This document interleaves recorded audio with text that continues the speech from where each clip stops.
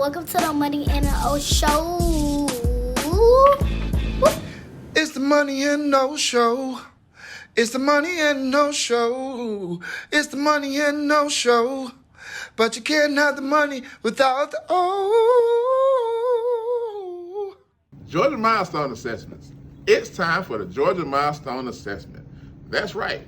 Beginning May 2nd, all 3rd, 4th, and 5th grade scholars, including our Trailblazers that attend AVA, will demonstrate what they've learned throughout the school year. We will kick off testing with our 3rd and 5th grade scholars on Monday, May 2nd. 4th grade scholars will begin testing on Monday, May 9th. Please make sure that your scholars get plenty of rest, wake up early, arrive at school on time. We will begin testing promptly at 8 a.m. each day. We need your scholars here on time. Visit our website at www.hazetrailblazers.com for the complete testing schedule. If you have any questions, please feel free to contact the school at 404-802-8500. Principal's Day is Sunday, May 1st. The Trailblazers salute you, Dr. Simon, for being a trailblazer and a leader who not only talks about our core values, but you also exemplify them. Thank you for being bold, loving, accountable, zealous, and empathetic. It's Teacher and Staff Appreciation Week.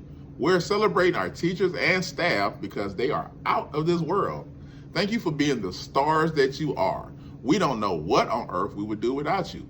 Parents, this is a great week to show how much you appreciate the hard work our teachers and staff do. Remember, Teacher Appreciation Week begins May 2nd and will end May 6th. So our 5th graders will engage in a lot of end of the year events, so I want to tell you about them. First, on May 20th, we will have the Adventure Awaits Dance. Make sure you dress to impress. On May 23rd, we will have a cookout for our 5th grade scholars. On May 24th, we will have the Aux Cord Wars. On May 25th will be a ice cream and game day. On May 26th, we will have the stepping up ceremony. It will take place in the gym at 9 a.m. And make sure that you pay your scholars 5th grade dues, which will be $25. The payment must be put in by May 13th. You can go to our website, hazetrailblazers.com, to learn more about how you pay those dues and to remind you about what scholars will be doing each day. Operation Chromebook and iPad Comeback. What is Operation Chromebook and iPad Comeback? Well, that's when you guys from pre-K through 5 will bring back all devices that we were given to you at the beginning of the year.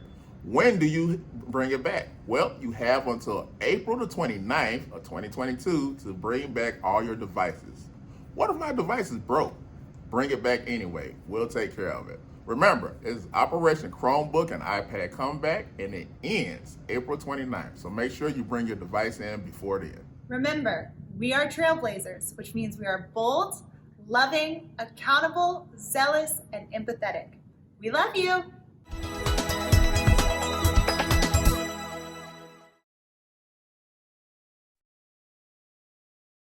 Hello, my name is Brett Johnson. I'm a parent of 2 boys and an audit assurance partner at Deloitte & Touche LLP, where I perform financial statement audits. Here today to talk to you about investing. If you listened to my previous session on savings, you may recall the need to save money for emergencies. And the sooner you start saving, the more likely your money can work for you. Today's session is about how, once you've saved enough for emergencies, your excess savings can start to go into investments. Investing involves a bit more knowledge and a bit more time to understand. We'll go over with some of the basics today. Investing is something that should be done with a long-term time horizon. Think 5 years or more. As there are typically costs involved in purchase and sales of investments, you want to minimize the activity. You may have heard the term buy and hold. This means you plan on to hold on to your investment once purchased. Investments also involve the possible loss of principal or the amount you are investing. The more volatile an investment is, the more movement up or down you can expect in the value of your investment. Having a long-term time horizon means you may panic less if the value goes down, because you believe that over time, the value of that investment will go up. Some examples of investments are at the bottom of the slide, including real estate or a home, stocks, bonds, mutual funds, or a business you may be starting or working on. We'll go over a few definitions on the next slide. A stock, also known as equity, is a security that represents the ownership of a fraction of a corporation or business.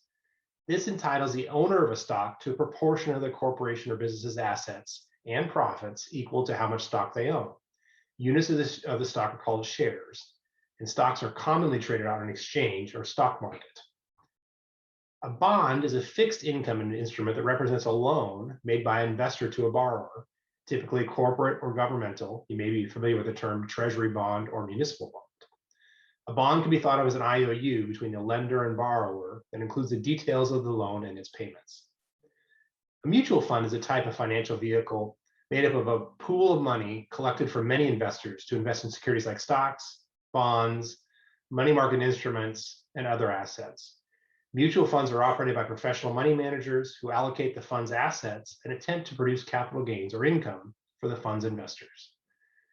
Real estate is the land along with any permanent improvements attached to the land, whether natural or man-made, including water, trees, minerals, buildings, homes, fences, and bridges. If you own your home, this would be considered an investment. Final example is a business. Some of you may be thinking of starting your own business. Money you spend on that business is also considered an investment. Here are some other resources to consider as you head down your investment journey. Investopedia.com has a lot of educational materials, definitions, and basics. One feature is the stock market emulator, where you can invest in a fake portfolio to see how it performs over time without putting your own funds at risk.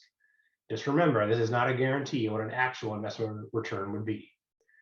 The Motley Fool is a site where you can get opinions from other investors about performance of stocks and exchange ideas and forums with others.